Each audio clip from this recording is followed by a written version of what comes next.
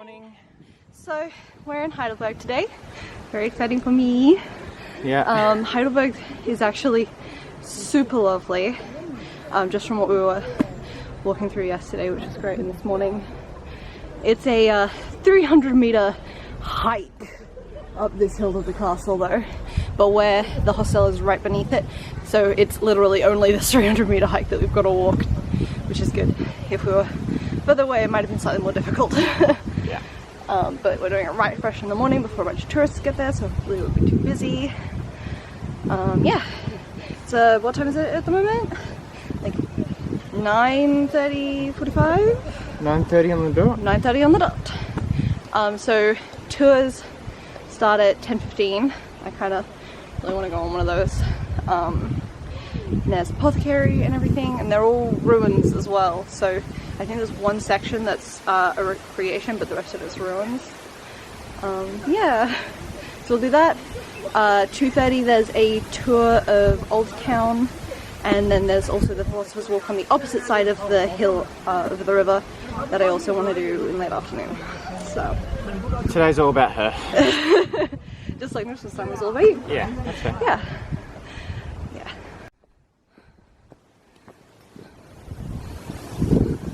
Nearly there.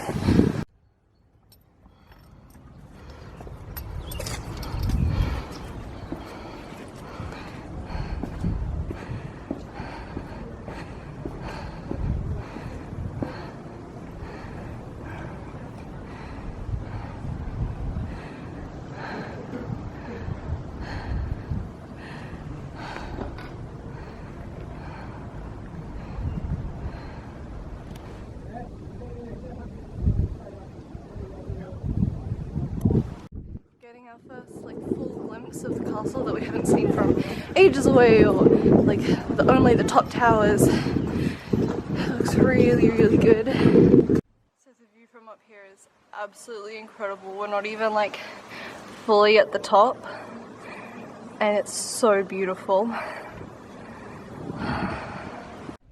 So Heidelberg is just as beautiful as I thought it would be.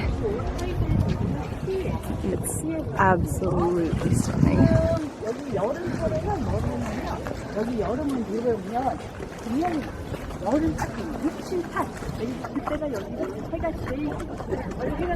so excited to be here. And this is the rest of the view that you couldn't see. So there's a couple really old churches just down in the city village as well that hopefully we'll get to see and get some information on for the tour that we're going to do at 2:30. I'm really excited. It's so beautiful here. And then just across the way is the Philosopher's Walk, which is the walk that all the writers and poets would walk up and get a view of the castle from the other side. So we're going to do that later today. I'm really excited. On the bridge entrance at the moment, we came in the back way, obviously.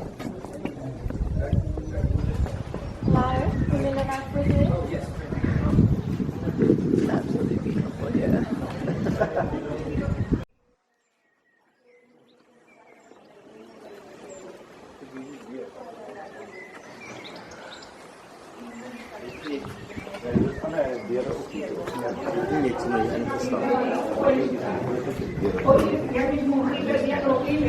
So, just off to the side in the courtyard, there's this sort of little alcove with a well in it, and look how damn deep it goes. It just goes down forever, on and on and on and on.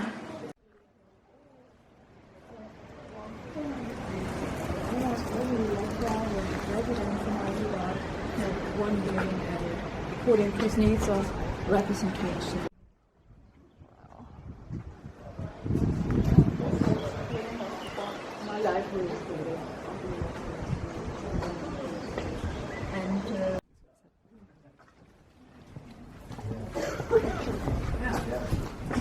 Fireplace.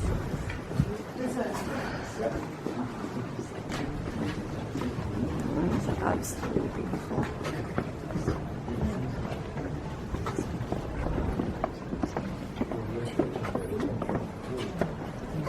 Jesus so good.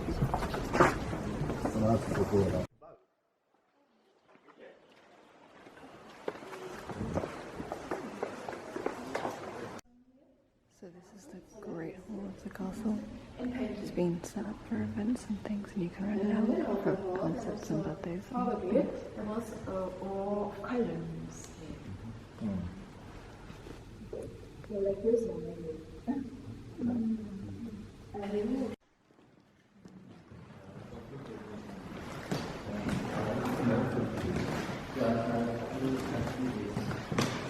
And this is the remains of the old wine pump that would pump wine up from the cellar that has the biggest wine barrel in the world.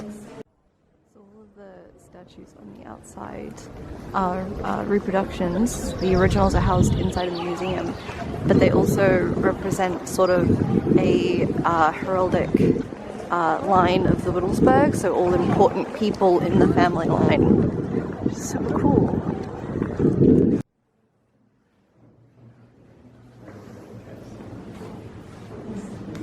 This is the castle, the original staircase. What?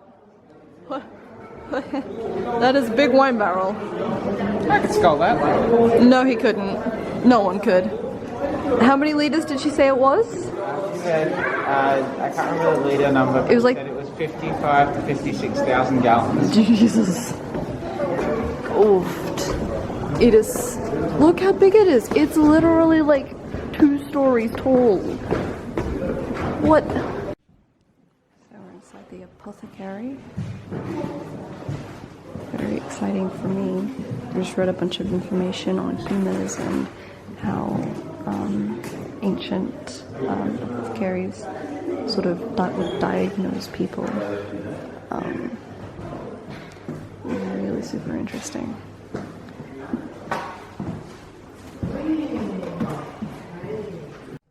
Some old pharmacy apothecary equipment used to making the potions or whatever you wanted to call them.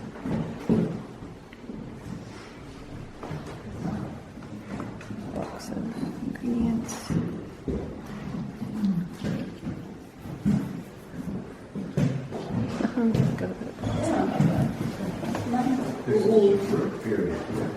So taking us through the history of pharmacy and chemistry. This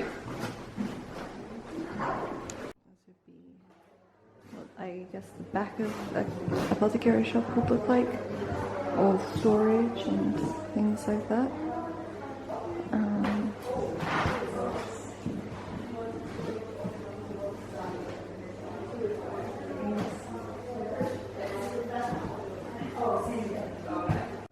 So this room's pretty great. It's just got a bunch of cupboards filled with ingredients, and there are botanical drawings, representations, so that people knew what plants looked like, so that they could find them out in the wild.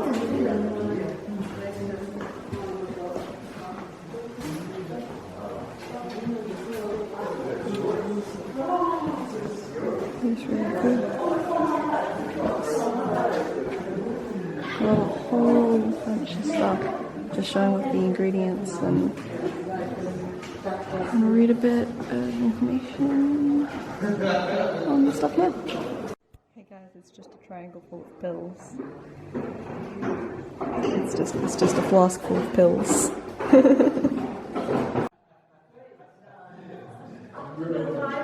Apothecary's box, a bunch of their tools for measuring. And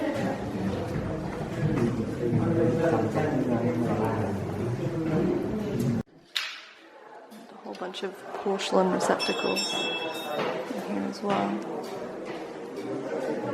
So that people can actually see the ingredients being used instead of just the drawers, because the drawers were made illegal at some point, so they had to have glass so that they weren't hidden away from people.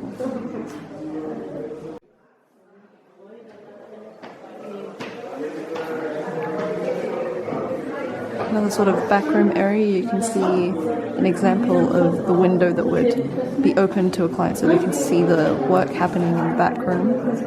And another little tidbit that I really like is that sometimes people on apothecaries would have whole crocodiles hanging from the ceiling in their workshops. Don't know why. This shows an apothecary's workshop where they would have processed all of the raw materials. So mortars and pestle and chopping things.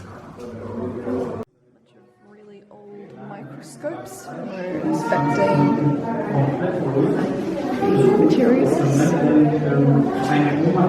All the different lenses and things.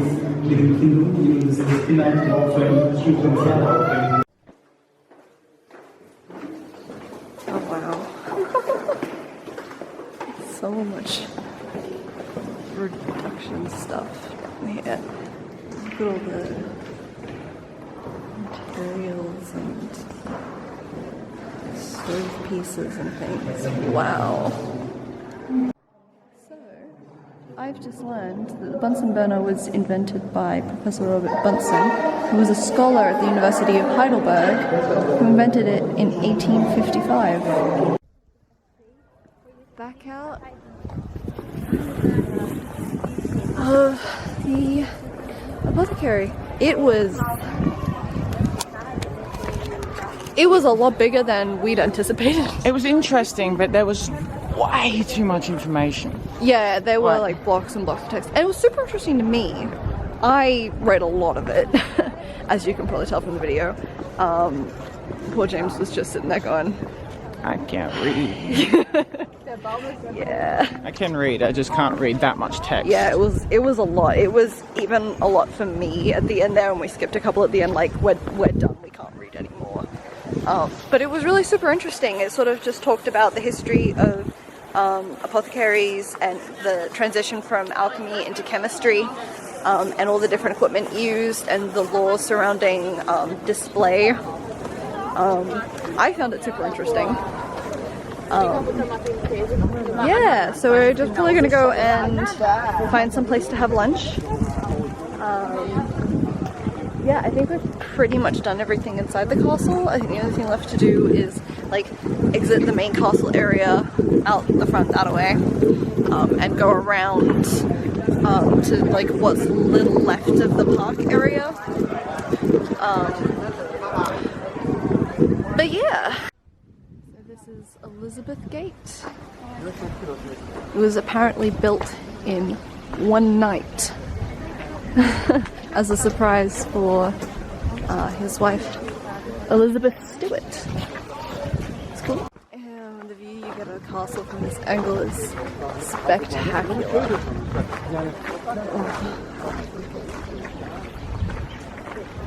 Beautiful.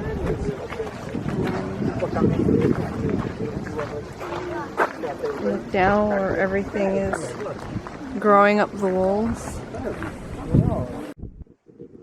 Really nice view down over Old Town.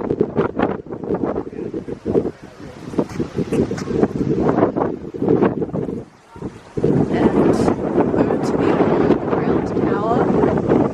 Probably can't hear anything I'm saying.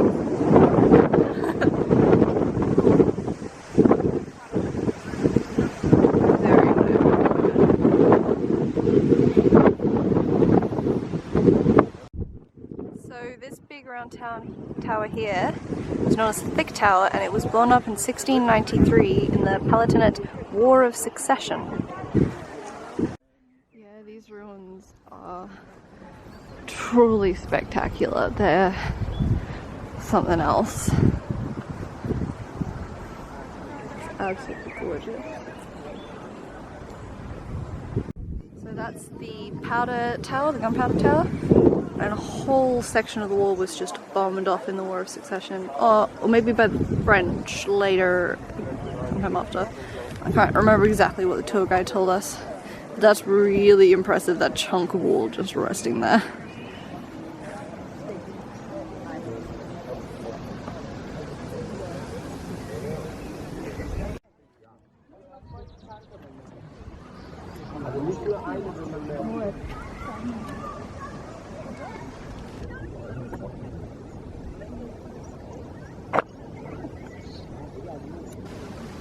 This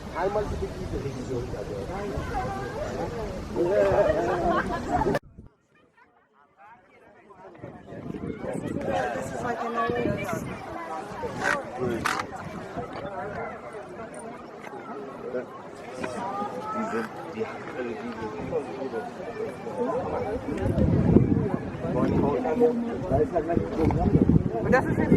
Okay, we've got a pretty spectacular view of the Neckar River from up here and across through Old Town. We're just on the edge of the terrace, and then we can pan over and see. Woo!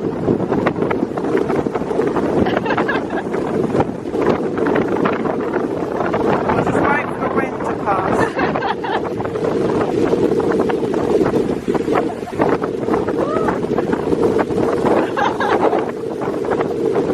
Perfect timing, right? It's not stopping. Jeez, of course it comes up just as we start filming. Sorry about this, guys. But yeah, we have a really spectacular view of the palace from up here. Yeah.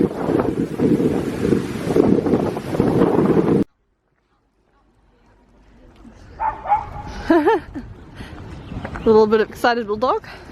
We've just come to ponds and fountain areas in the terrace, which is just basically a bit of parkland next to the palace ruin. They used to be like fully fledged gardens before the destruction of the palace. Now all that remains is just the terracing, essentially, and some of the statues and foundations and things.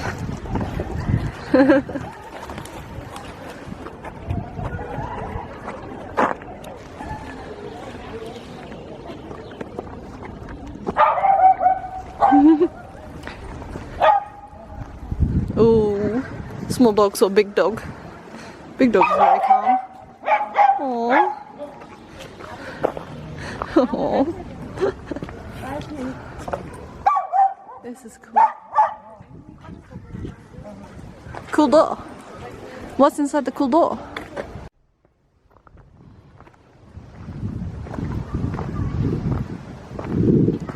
I wonder if this is just a decorative arch or if it led somewhere originally. Yeah, it just looks like it's like extensive tiered gardens from all that way. It's not much different, really. Nowhere else. Stairs built into the side of the walls.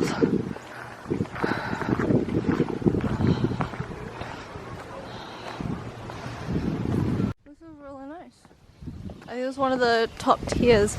And it's just got a couple of columns, so there must have been some sort of structure up here before. You can just sort of see the palace through the trees over there. It's really nice up here.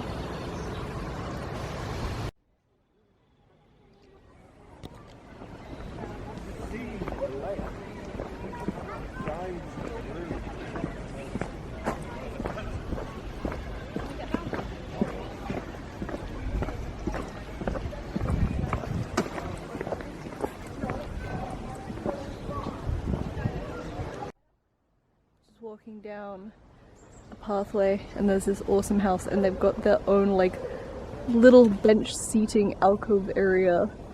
It is really cool and I'm kind of envious. And so it's just like a little foresty walk in the middle of Old Town. They actually have a lot of really nice houses, look at that. And I'm not sure if that's a house or a manor or a church or what. But yeah.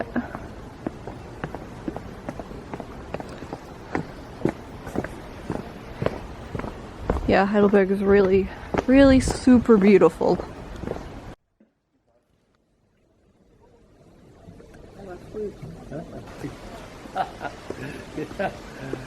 Say hello! Yeah, I know. Statue in the town square. And just see Heidelberg above James's head. on the old bridge on a walking tour. So the date that goes furthest into the past is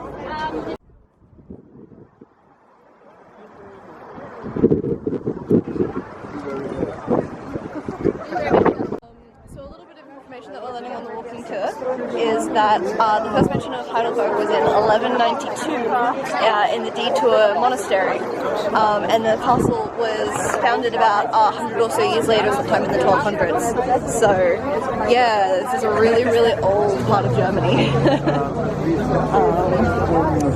And I think they said the gardens that we were on earlier was about 17th century, and they were all destroyed in the Ukrainian War, so I'm thinking it's just a sort of postmodern statue of a monkey. So on the side of the bridge you can see that there are markings that indicate the different water levels different times of the year, which is kind of crazy because sometimes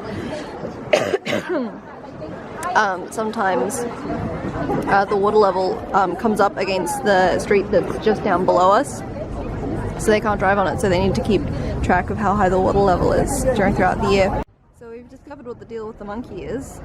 Apparently it's sort of a new monkey. They used to have an old monkey that was destroyed in the 17th century in the 90 War again, that was on the other side of the bridge, and it was meant to sort of be they had a mirror in one hand and the other hand pointing at its butt, and you were supposed to check yourself in the mirror and make sure you're a good person and come in before you came in. And this one's one that was installed in the 70s, and there's meant to be three things. It's meant to be if you touch the mirror, because you can see how the fingers and the mirror on this side are sort of really lighter from lots of people touching it. The mirror is supposed to be if you touch it, it means you'll be really healthy and you'll have good luck. Touching the fingers means you'll come back to Heidelberg, and apparently on the other side there's mice, and if you touch them you will have lots of children. This is kind of weird. But unfortunately there's a big fence up around for construction, so I can't go and do any of those things. So many people here. It's so beautiful.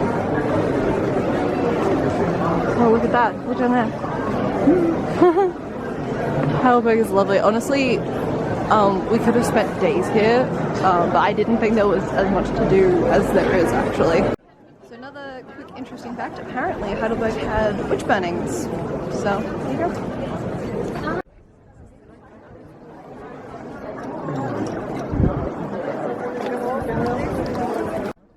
This church is one of the oldest buildings in Heidelberg, and it has two entrances because it was designed as a church for both Catholic and Protestant.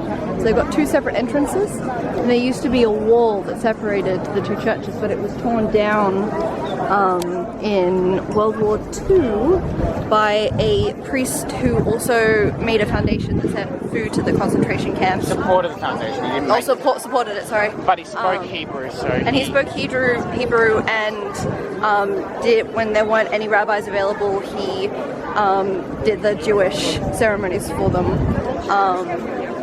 Because obviously with everything happening in World War II, all the rabbis were being rounded up. But yeah, supposedly there's something different about the stained glass windows on the side facing us to then the side facing the river. So we're just going to go in and check that out and see what it is. Yeah. So these are the stained glass windows on the side facing the town.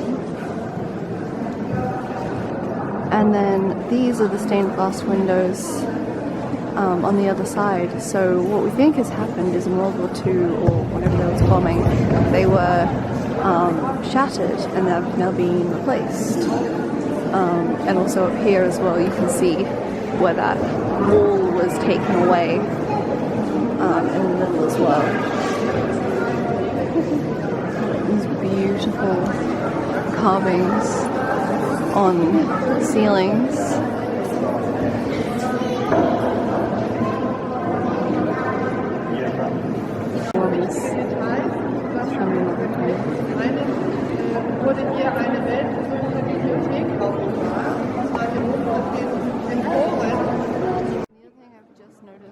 Stained glass window right at the back.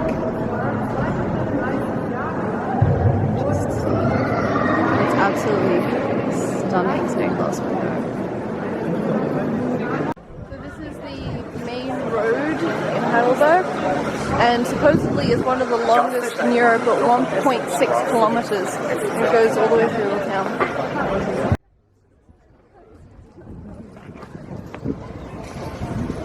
I totally didn't trip right then. Nope. That didn't happen at all. She did. I don't know what you're talking about. Nope. She tripped big time and it was hilarious. Nope.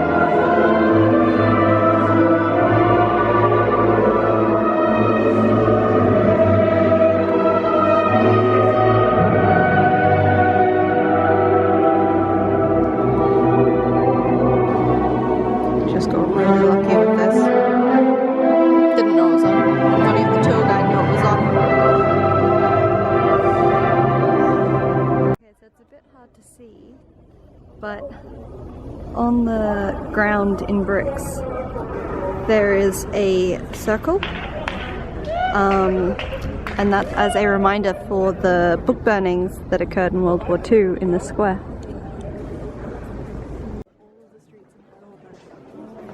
Just so beautiful.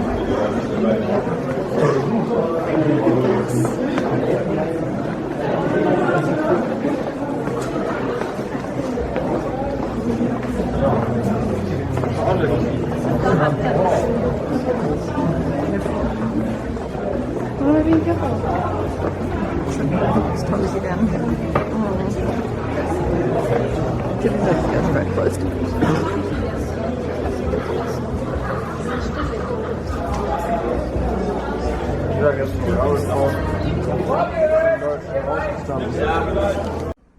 Okay, just taking a stroller along the Neckar River. We got across that big old bridge up there that we were on earlier, and then walk up to the Philosopher's Walk. This is the way up to the Philosopher Inn, which is also the Philosopher's Walk.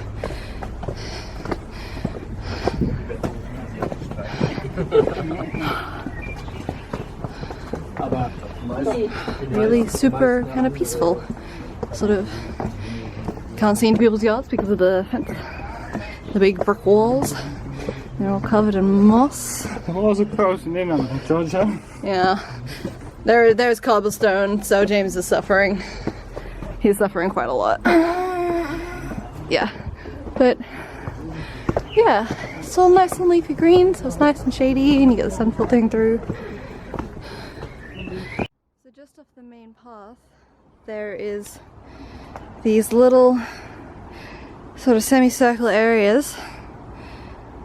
And this one specifically is very overgrown. It just has a really picturesque view down to the city. It's gorgeous up here. So we're up here on the top of Philosopher's Path. Philosopher's Walk. Or Philosopher's Walk, rather. Got an awesome view of the castle.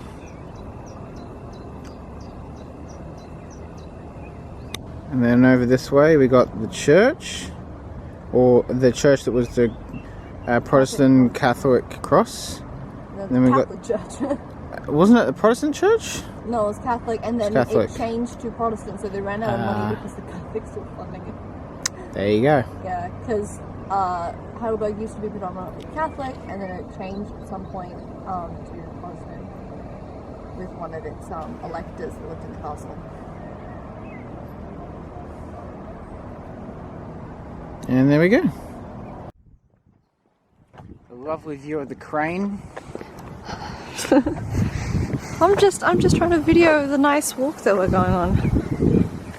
It's just, it was a But to get up here, so many stairs. Don't remind me. But Having war flashbacks. walking along up here it's worth it. Yeah. It's really lovely.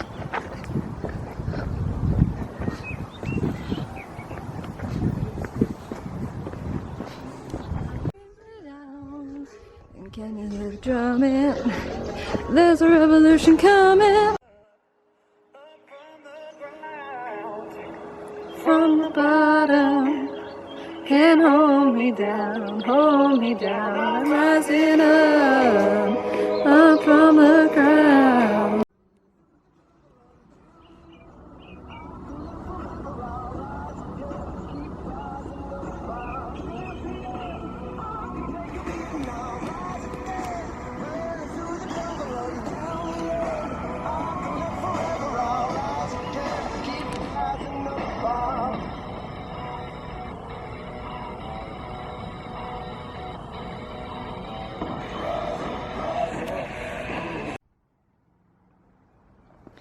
So a little garden up here at the other end of the Philosopher's Walk.